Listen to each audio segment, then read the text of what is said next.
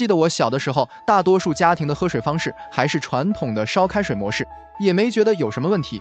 但现在随着大家生活水平的提高，人们也越来越重视饮水健康问题了。于是很多家庭都纷纷选择安装了净水器，尤其是在近些年，可谓是盛行家装行业，不管是城市还是乡镇，都在享受净水器带来的生活便利。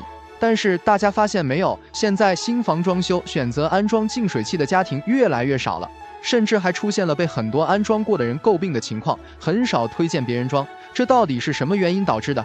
为什么红极一时的净水器如今会跌下神坛，失宠了呢？本期小东就客观地说一说净水器的优缺点，帮助大家避坑。一、净水器为何会走红，都有哪些优势？一、杜绝二次污染，提高用水健康。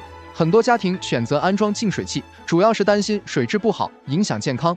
事实上也确实如此。虽然自来水出厂时都是合格的，但自来水水质符合标准，但并不等于一定达标。咱们都知道，自来水从出厂到各家各户需要较长的管线，而且很多高层小区还需要水箱二次供水，必然会存在二次污染的风险。那净水器的主要作用就是能过滤掉水质中的重金属、细菌等有害物质，提高用水健康。二、改善水质，口感更好。不可否认，大多数家庭的自来水口感都很差，这是因为自来水的标准对于水垢、余氯残留以及部分化学物质只是做了限定，并不会完全过滤。所以有些地区的自来水烧开后不仅有异味，而且水垢也非常严重。而净水器过滤后的水会更加纯净，口感也相对香甜可口。这也是很多有常年饮茶或者爱好喝咖啡的人群愿意选择安装净水器的根本原因。三、价格并不贵，安装有面子。有一说一，其实也有一部分人对净水器并不了解，之所以选择安装，纯属是虚荣心作祟。说白了，就是看到邻居家装了，自己也随大流跟风，不装的话觉得没面子。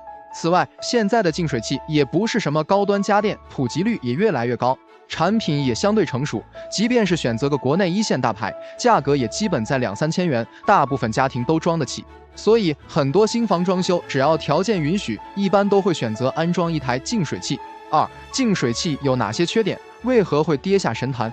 一、综合成本高。净水器不同于其他刚需家电，安装后并不是一劳永逸，使用的过程中还会消耗滤芯，产生耗材。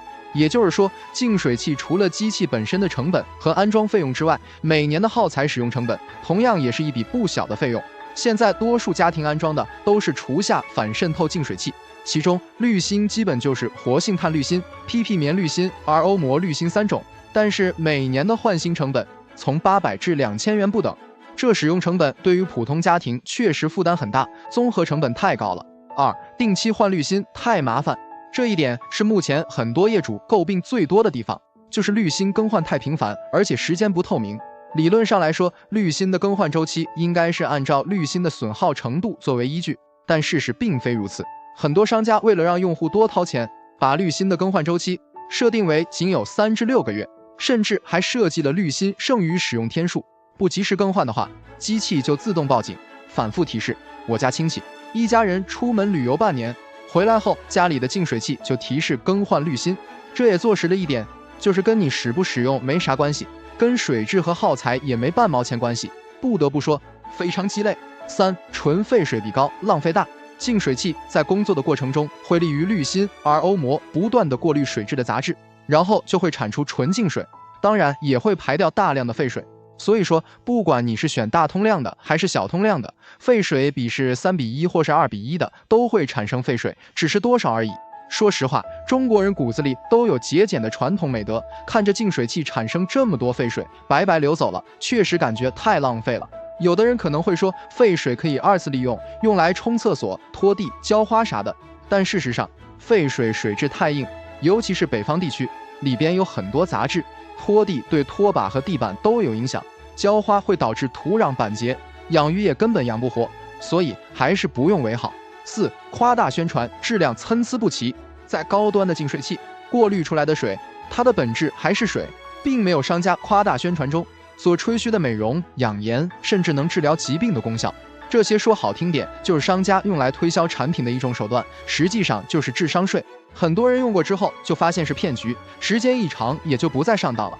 另外，净水器也并非什么高科技的东西，无非是几个滤芯加一个外壳组成，成本不过几百块，可有些所谓的进口品牌，标价动辄5、6千元，实际上和国产品牌1、2千元的产品过滤出来的水质并没有任何区别。还有一些杂牌小厂生产的净水器，以次充好，过滤精度根本不达标，也来宣传可以直接饮用。这一现象在净水器行业也普遍存在。上述这些综合原因导致净水器行业口碑下降，最终被无数家庭所抛弃。总结：综上分析，净水器可以解决自来水2次污染，改善水质，提升口感，这些是它实打实的优点。但行业不规范，产品夸大宣传，质量参差不齐，也是不争的事实。关键还存在综合成本高、换新麻烦、产生废水等缺点，所以最终会跌下神坛，不受大家待见了，也不足为奇。在我看来，家庭装修要不要安装净水器，还是取决于当地的水质和个人生活习惯。如果不能接受它的缺点，还不如直接选择桶装水，更方便实惠。